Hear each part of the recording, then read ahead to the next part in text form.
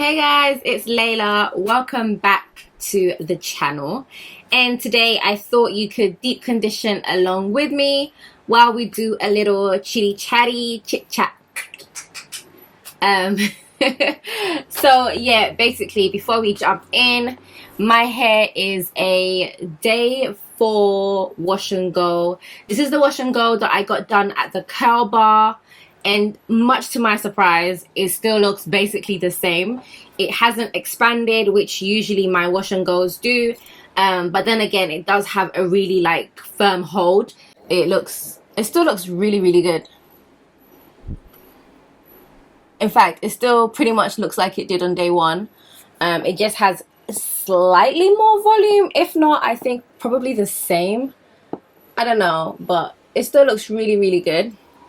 And for this wash and go, they did use the almond avocado defining cream gel from Design Essentials, a product that I've never used before. So anyway, I went from straight hair, but I don't want to straighten my own hair, so I got myself a wig. So I just need to wash my hair so that I can braid it down and put my wig on for this weekend. I've got a whole bunch of family things happening and I just want to look a bit different, you know. I'm a bit tired. Just want a little switch up, if that's okay with y'all. And I'll definitely come back and show you what that looks like. So the topic of today's DC with me, sorry, it's thirsty, it's hot. So many people have asked me to share my thoughts on the no oils, no butters revolution that is currently happening all over the world, especially online. I mean, not especially online, but of course it's being echoed. Those sentiments are being echoed quite loudly online. And that also could be because obviously we all live in an echo chamber when it comes to social media. So it could just be loud where I am and where y'all are, but on the wider sphere it might not be as loud. So yeah, let's jump into it. First and foremost, I had absolutely no idea. I hadn't heard about the no butters, no oils. I hadn't heard about the 30-day detox. Ooh, my plant just splashed me with a bit of water. I hadn't heard about the detox that was happening. I hadn't heard any information regarding the world of wash and goes when I personally decided that I was going to do a summer of wash and goes. So yeah, I can't remember what month that was. And so yeah, I embarked on the journey. I shared it with you guys, and it was at that point that people started bringing up Black Girl Curl, bringing up the 30-day detox. So, and then funny enough, you know how it works. Like literally, I start hearing about these things, and then all of a sudden YouTube is suggesting all these videos. So I started watching them, and I was just like, oh, okay, so there's another thing happening at the moment. Anyway, people were asking me if I was partaking in the 30-day detox, because of course, when I did speak about my wash and go process, there was no mention of like the use of oils and butters. And you guys know I'm the queen of oils and butters. I'm a Ghanaian woman. I'm an African woman. I grew up around the use of butters and oils in our hair. My grandparents, their grandparents, their great, you know, just all the way down my lineage, it has always been oils and butters to care for our hair. So I have no intention whatsoever of being the one to drop the ball and not pass on all of that to my children. So in that sense, it's definitely not happening. But anyway, I wanted to give you guys that degree of background before I jump into like my thoughts and everything else. So I have looked into Black Girl Curl. In fact, it's not just them, like a few other like people who preach a similar rhetoric have come up as well. So I am aware that, I mean, obviously it's not just them. So it's really interesting. What I will say is that so far there was nothing that I heard or saw that was incredibly like profound and new. Yeah. So then I was really surprised that so many people literally not feel like, I don't know how somebody feels, but as it looks like to me that a lot of people seem to be taken aback, not taken aback, but it seems to be like really profound for some.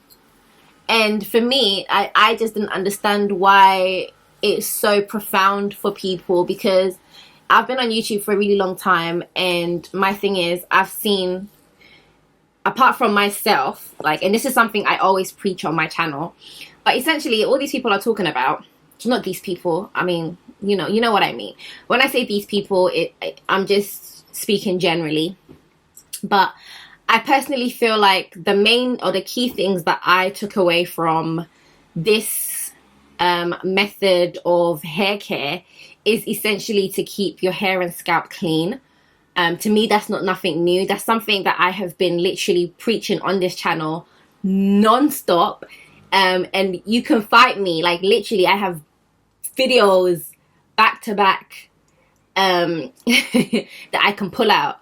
That essentially, I literally go on and on about the importance of having like very clean hair, thoroughly cleansing your hair, ensuring that your scalp is thoroughly clean. And I feel like other people do that too. I mean, not everybody, but there are people who do that. So in that sense, I feel like that revelation of, you know, the cleanliness of your hair being the best foundation for any hairstyle is nothing new or profound in that sense. Also, like conditioning your hair, ensuring that your hair is like thoroughly conditioned and stuff like that. I feel like that too is nothing new in that sense. I mean, I don't feel like that's anything new in that sense. I also don't feel like the concept of your wash day being the basis of retaining moisture throughout the week is also anything new. Once again, I feel like that's something that I speak about like quite a lot. My whole thing is that, you know, by the end of my wash day, my hair is set. I don't necessarily need to like re-moisturize my hair or moisturize my hair every day, because my wash day is set up in the way where it ensures that my hair is like, do you know what I mean? So once again, I personally didn't find that to be like overly profound. What I did find interesting and what I did find that would be like helpful to other people is, of course, that they are professionals. So you do get like the professional tips and tricks and techniques that they offer. So I feel like in that sense, that part of it is like wonderful. But I just don't see this being something new. And I'm not saying that they think it's something new or they're marketing it as something new, but I do feel like a lot of the buzz around it makes it seem like there's something so profound and like, you know, revelational happening. Sorry, I'm just turning my steamer on. Happening, which I don't feel like is the case. I mean, I feel like we're behaving that way, but it's not necessarily the case. Do you know what I mean? Okay. Also, one thing that I would say kind of really grated me, is this on? Okay. Was the idea or the tagline of taking the stupid out of hair care. That I would say I was just like, I feel like maybe that could have been worded slightly better, or there's a better way for their point to be put across, or that particular, not even their point, the particular point that is being made can be put across. I don't necessarily think that the use of oils and butters is stupid. I believe that there's a means to an end in everything, in every situation. So, for example, if wash and go is the means or is the end product, then there is a way for you to achieve your best wash and go, or the best wash and go. So if using their methods, or that particular method, right, is what is going to give you the best wash and go, then that's perfectly fine. But for you to assume that actually, or for us to make statements that the use of oils and butters inherently is stupid, quote unquote, it doesn't make sense to me, because it's something that, especially as an African woman, I have come to know and understand it to be something that we have used for centuries, to grow, to maintain, and to protect our hair. I think the idea of wearing your hair in its naturally, quote unquote, curly, coily, kinky, curly, coily, right, state, i.e. holding that curl in position, is a very Western thing. It is a very Western thing. I don't think that my grandparents would wake up, wash their hair, and be concerned with defining a curl. It's more about protecting it from the heat, protecting it from the sun, protecting it from the elements. So in that sense, I think I want to rebuttal that concept of the stupidity. And even if that's not the word, even if they take the word back, or even we take the stupid out, I think the idea that this way is wrong and this way is right is actually wrong. Because, like I said, there's a means to an end. It just depends on what outcome you're personally looking for, right? So for somebody who does like twists, braids, and blah, blah, blah, maybe actually the use of oils and butters is more helpful to them than the use of gels. Does that make sense? I hope I'm making sense, y'all. I should have probably made notes, because I have so many opinions and thoughts in my head, and I was going to make notes, but I didn't necessarily do that. So we're just hoping that the Holy Spirit will impart wisdom as I speak on this topic. So yeah, in that sense, I just wanted to quickly say that, and we will go back to the whole, ancestral use of oils and butters.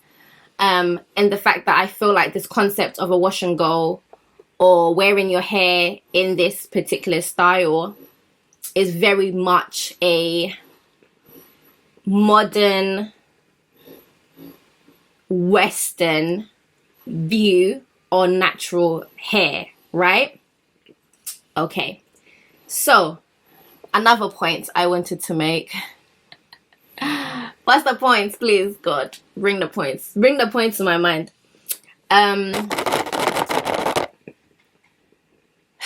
I also feel like when it comes to common sense and science, right? We can all use science, believe it or not, to prove or disprove the exact same point. Okay? So, for example, I don't have a good example. I should have thought of an example, but I didn't think of one beforehand. But my point stands. My point is that the use of common sense and science can actually be amalgamated together to prove or disprove the exact same point a lot of the time. So the whole concept of we shouldn't use we shouldn't use oils. Let me move this closer. The whole concept that we shouldn't use oils and butters because they form an occlusive layer on the hair strands, and that layer essentially stops it from absorbing water being the most moisturizing thing that you can apply to your hair. That's not something that is new to me, and I hope that all of these years that you guys have been on my channel, that's not something that's new to you either. Do you know what I mean? Like, I can't even think about the amount of times that I've spoken about water being the most moisturizing thing that you can literally put on your hair. Cool. So the use of oils, or oils forming an occlusive layer on the hair, is not new. We know that. We know that's what happens when you apply a oil or a butter. However, that is on a varying degree. So different oils and different butters all have different molecular weights. So the degree in which that occlusive layer is formed varies across board, right? Also, that layer that's formed on the hair, it's not impermeable. If it was impermeable, then you couldn't necessarily, you could apply an oil to your hair, to your straightened hair, stand underneath the shower, and your hair would literally remain the same, right? So to a degree, it does form a semi-permeable layer, right?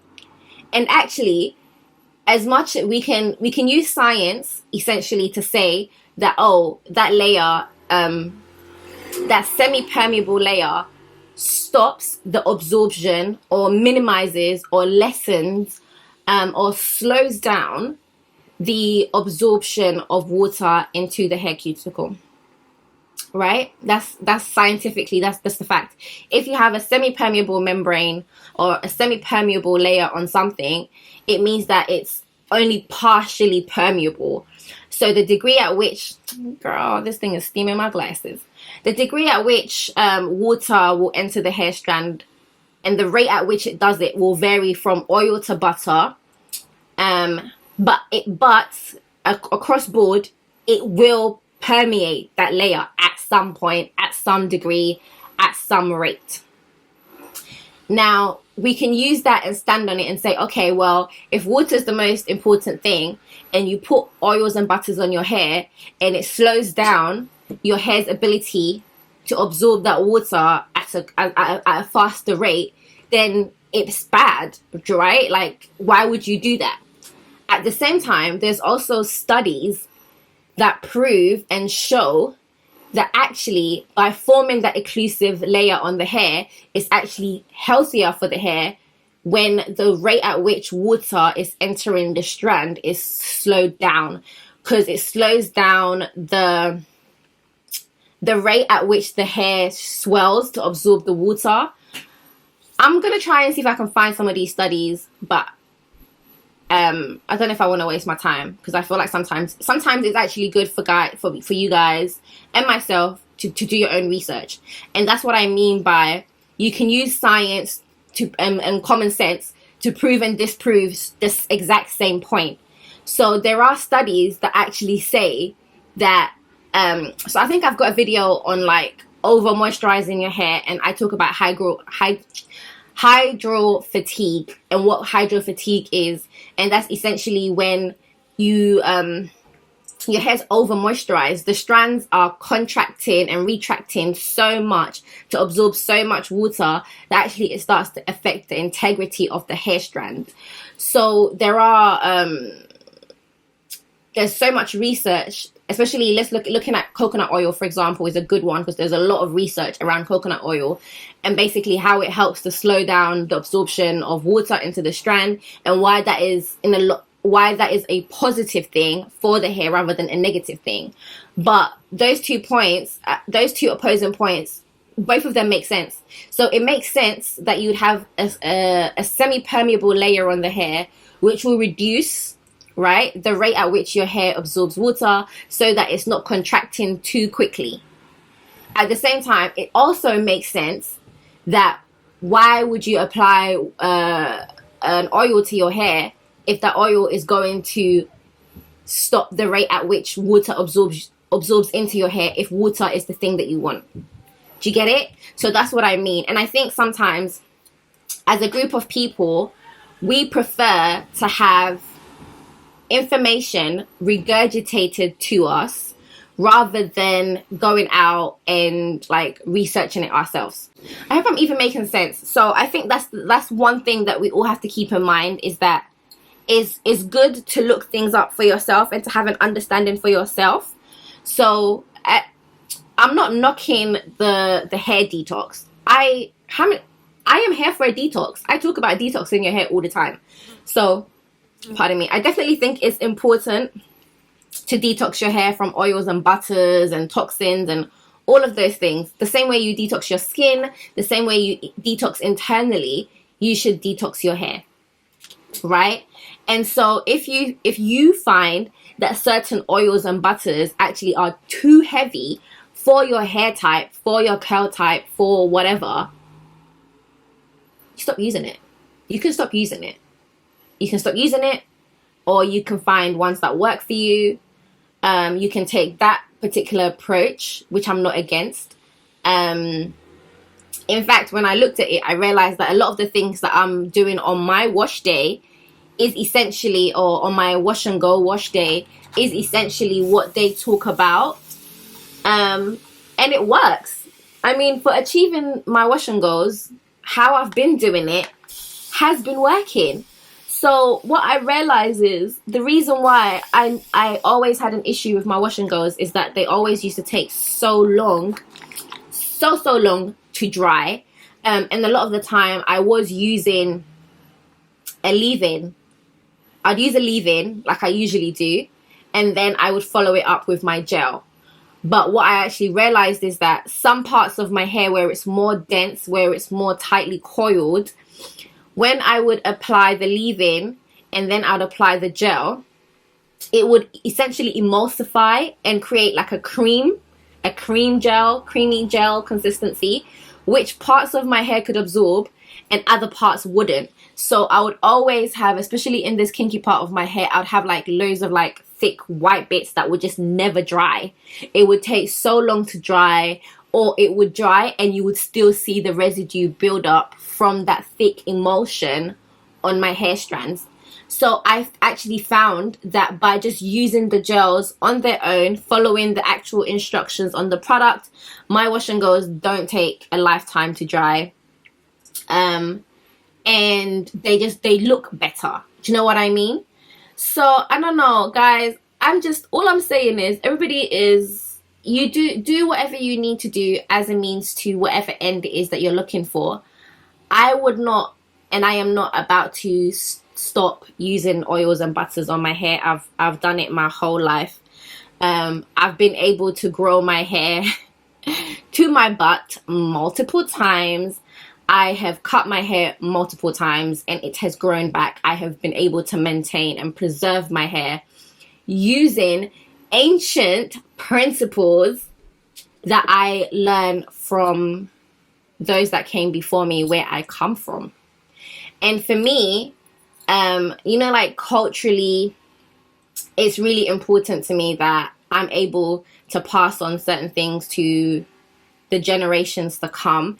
And I feel like culturally, these are just as important. So my legacy, my inheritance that I leave my children, it doesn't only look like monetary wealth. For me, wealth is so many things. Wealth is me being able to teach my children how to speak Twi, me being able to share with them like the joys of shea butter and everything that I learned from my grandparents about it. The same way that Indians pass on the rituals of like head massages with oils and this and that, all of those things, I want to be able to pass those on as well. So for me, I feel like I'm not going to be made to feel like I'm an idiot or I'm stupid for still using oils and butters. But I have a very good understanding of ensuring that your hair is clean, which is very important, that your hair is moisturized, that wash day is essentially the basis of, or the foundation, the cornerstone, okay, of healthy hair. It's all in your wash day. And a lot of the time, it's more about the things that you're doing to your hair on wash day rather than the products. The products help. It helps to have a good selection of products that work for you, and you don't need a million products. I mean, if you go back and look at some of my older videos and I talk about staple products, my staple products have stayed the same in the last decade, the majority of them. That every now and then I might add, sorry, I'm just filling up my reservoir. Every now and then I might add a new product or a product range to my actual staples, but my staples have remained the same for years. So I feel like commitment and understanding makes more of a difference than anything else. And I think it's really important that we all go out there and we do our own research and not allow things to seem so revolutionary and profound when essentially that's not the case. I think we also need to be open to learning new things, new skills, and new methods that might serve us and serve our end goal. So yeah, you know, I think those are my thoughts on it. I'm not even trying to make this video too long. I'm supposed to be applying deep conditioner, but the passion took over, so I haven't really been doing that. But yeah, that's what I wanted to say. I'm trying to think if there was anything else that was in my mind, on my spirit, that I wanted to add. Yeah, I mean, in this life you have to do what's right for you. So if you come across something and you try it and it works for you, like 100% go ahead and do it. But I think you would be remiss to then be of the impression or be of the mindset that everybody else that does something different to you is essentially wrong. Because like I said, you know, we can all sit here and we can be doing a back and forth of science. We could do a back and forth of science. Do you know what I mean? To prove or disprove each other's points.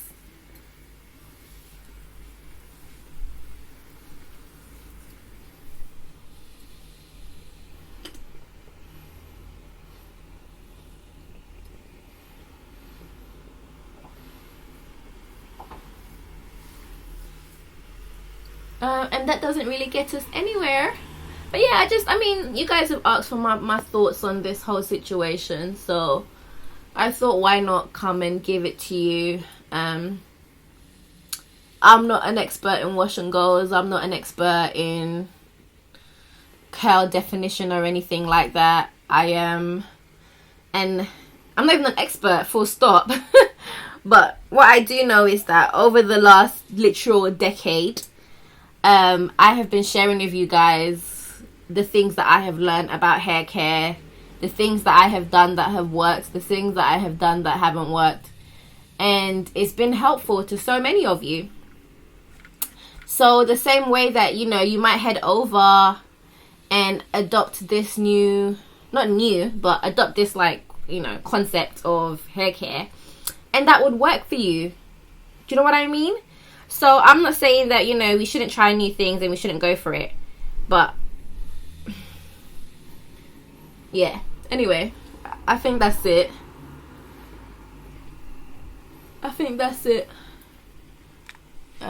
Guys, look, this is not even the edges update, but look at my edges. Have they not grown back? They grew back. They've been growing back. So my summer wash and goes, just leaving my edges alone, has really been doing the job. So we praise God. But yeah, anyway, I'd love to hear everybody's thoughts on this, by the way. Like, if your hair doing it, like, you know, what are your thoughts? I definitely think if you want to do a detox on your hair, go ahead. Like, I'm here for it 100%. It's very necessary. I mean, essentially, I've been detoxing my hair. Not with the intention of detoxing my hair, but essentially I've detoxed my hair from oils and butters for like a duration of time based on the hairstyle that I was doing. Do you know what I mean? So I definitely think give it a go. If it works for you, it works for you. If it's something that you then want to incorporate, maybe every other month you detox, or I don't know, once every 6 months you do a 1 month detox, whatever the case is that you want to do for yourself. But I do think that it's quite sad. I think it's quite sad for anyone to now adopt the mindset that if someone does something different to you, they're stupid. Because like I said, we can both come and do science battle. Do you know what I mean? We can both come and pull out the scientific facts about hair and hair preservation and hair growth and all this stuff. There's so many journals that talk about the benefits of oils and butters on hair. Do you know what I mean? And yes, I'm speaking as an African woman, but if we look culturally at so many other diverse ethnic groups of people, they too use oils and butters. Yeah, so we're not the only ones. Do you know what I mean? Like, we're not the only ones who understand the use and benefits of oils. I am not somebody who champions the overuse of oils on our hair on this channel. And I mean, I feel like if you're part of this family, then you should have a better understanding of things like that, because we do talk about it quite a lot on hair. I talk about the fact that I don't like to apply oils on my scalp with the intention of leaving them on there for a prolonged period of time. I believe that the scalp does what it needs to do and doesn't need your help in that regard. What it does need from you is to keep it clean so that it can continue to produce its sebum, do its thing, and then you clear it out, then a new batch comes in. So in that, you know, in that respect, yes. Do you know what I mean?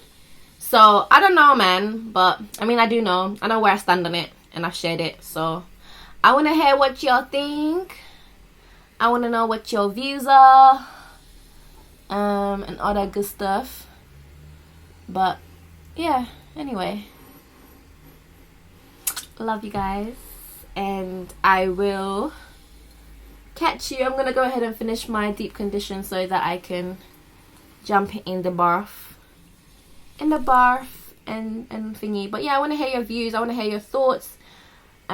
Is this something that you do that's been working for you? If it has, that's fantastic. Like I said, I mean,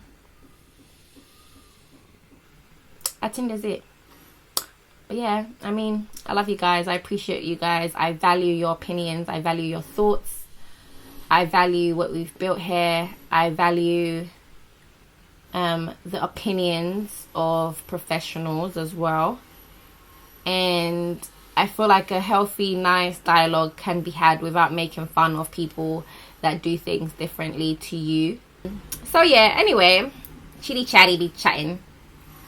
I'm looking at myself, guys. Sorry, I'm just trying to make sure that I'm getting the steam all over. But anyway, for the 10th time, hasta la vista, hasta la fuego. Bye bye.